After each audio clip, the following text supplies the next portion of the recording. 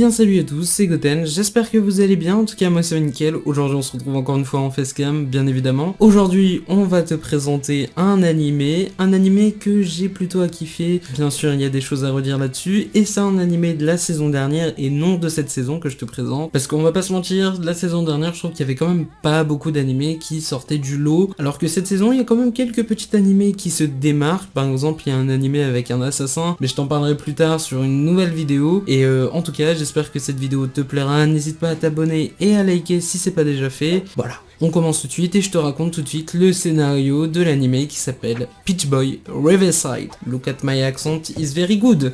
Yes! Du coup, dans Peach Boy Riverside, on suit Satorune Aldike, qui est une princesse qui souhaite partir à l'aventure, lassée de son minuscule château à la campagne. Je la comprends un peu parce que être dans un château, c'est bien, mais découvrir le monde extérieur, c'est mieux, comme dirait Eren Yeager. Bon, du coup, cette héroïne, on va la renommer Sally, parce qu'on va l'appeler comme ça tout le long de l'histoire, et flemme de retenir son nom qui est super long, on va pas se mentir. Et un jour, une horde de démons vient et arrive sans faire toc-toc, et menace du coup la vie de tous les gens du royaume, et fort heureusement, ils sont sauvés par un voyageur solitaire nommé Kibitsuku Mikoto. Oui, c'est un mec et non une femme, je vous le précise parce que beaucoup se sont trompés. Et je te cache pas que mon meilleur pote avec qui j'ai regardé l'animé, lui aussi a été choqué, il a dit Quoi? C'est un mec? Oui, c'est un mec, mais on dirait pas, mais c'est bien un mec, et ce mec va littéralement tuer tous les démons en fait, avec un mystérieux pouvoir. Bien que choqué par les dangers du monde extérieur, Sally décide de poursuivre ce mystérieux voyageur pour réaliser son rêve d'aventure. Elle ignore cependant que cela va déclencher une série d'événements qui vont déterminer le destin de ce monde magique. Ouais, ça va très loin quand même. Juste parce que cette connasse elle a voulu quitter son putain de royaume. Bon, on va pas se mentir, l'animé avait tout pour être une bonne surprise. Il y avait un univers intéressant, des chara-design sympas, t'avais plein de trucs intéressants, t'avais des zones d'ombre que t'avais envie de découvrir, qu'on va découvrir au fur et à mesure. Mais il y a sur un point où l'animé ça te nique tout en fait, c'est l'ordre des épisodes. Oui, car je sais pas ce qui s'est passé dans la tête du réalisateur, il a fumé un bon bédo avant de venir au studio, je sais pas ce qu'il a fait, mais il s'est dit tiens, et si on inversait tous les ordres des épisodes? Mais oui, c'est une décision logique, il a cru qu'elle était bonne. Mais pas du tout.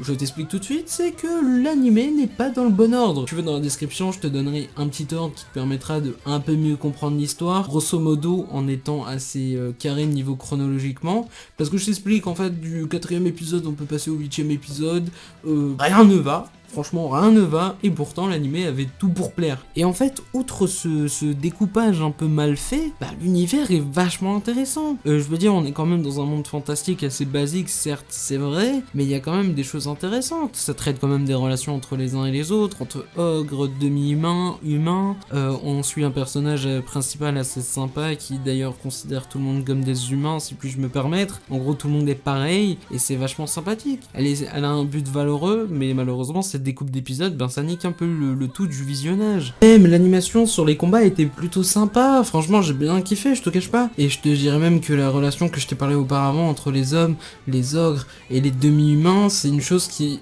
est très bien exploitée et qui pourrait l'être encore plus. Et à la fin, tu te dis du début à la fin, comment ça va finir? Est-ce que ça va finir sur un bain de sang? Est-ce qu'ils vont pouvoir s'entendre?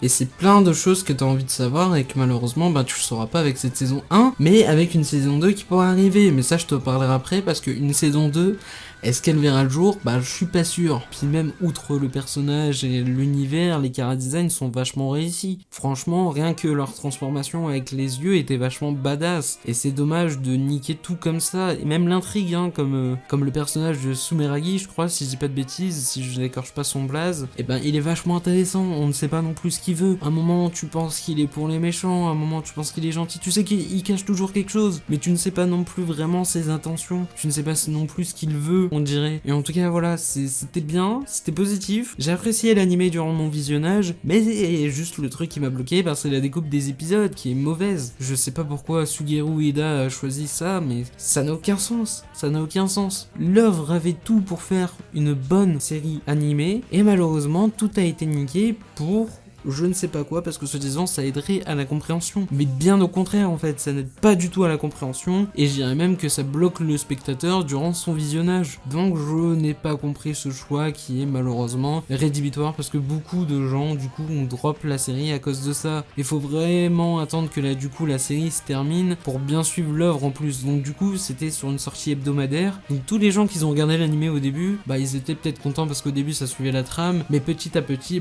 vu que ça se coupait etc, au final les gens ils se demandaient où ils étaient. Donc ouais, c'est mal foutu, et c'est dommage pour les gens qui ont commencé du coup l'animé durant sa sortie, parce que du coup ils ont un mauvais avis sur l'animé, alors qu'une fois que c'est fini, vu que tu traites l'œuvre d'une traite comme j'ai fait, ça passe un peu mieux. Franchement, il reste encore pas mal de zones d'ombre, que ce soit sur Sumeragi, sur Fro, et encore plein d'autres choses que je passe, parce que franchement c'est vrai, il reste encore pas mal de choses à découvrir. Une saison 2 si possible, est-ce qu'elle verrait le jour? Au vu de ce que le studio a fait, je ne sais pas si une saison 2 serait envisageable, parce que je compare un peu ce qu'il y a à Classroom of Elite, une adaptation qui pourtant aurait pu être bonne mais qui est mauvaise, mais qui malgré tout a quand même assez plu. Est-ce que l'auteur décidera quand même de se dire bon, est-ce qu'on relance pour une saison 2 ou pas? Telle est la question.